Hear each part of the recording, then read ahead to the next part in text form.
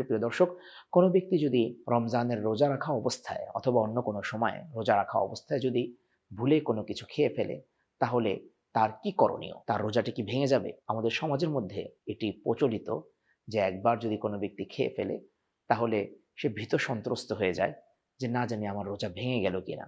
এরপর সে ইচ্ছাকৃতভাবেই সেই রোজাটাকে ভাঙার জন্য অন্য যে পদ্ধতিগুলো আছে সেগুলো সে গ্রহণ করে। কিন্তু না ভাই, না আমার প্রিয় বোন, বিষয়টি তা নয়।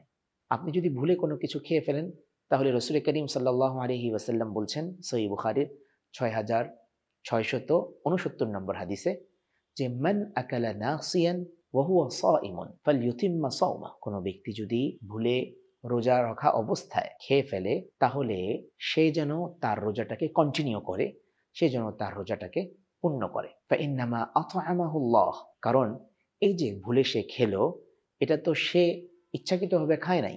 আল্লাহ সুবহানাহু ওয়া তাআলাই তাকে খাইয়েছেন। যেহেতু আল্লাহ সুবহানাহু ওয়া তাআলা তাকে খাইয়েছেন, তাই এটা নিয়ে আর বিচলিত হওয়া দরকার নাই।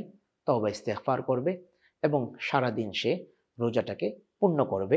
এমনকি পরবর্তীতে তাকে কাজাও করতে হবে না, কাফফারাও দিতে হবে না। সুবহানাল্লাহি ওয়া বিহামদিহি। বান্দার প্রতি আল্লাহ সুবহানাহু ওয়া তাআলার কি অপার অনুগ্রহ, কি অসীম দয়া যে ভুলে যদি কেউ এরকম করে, তাহলে আল্লাহ সুবহানাহু ওয়া তাআলা তাকে মাফ করে দিয়েছেন। কোরআন মাজিদে আল্লাহ সুবহানাহু ওয়া তাআলা বলেছেন, লা ইউকাল্লিফুল্লাহু নাফসান ইল্লা উসআহা। আল্লাহ তাআলা সাধ্যাতীত কোনো জিনিস তার বান্দার উপরে চাপিয়ে দেন না।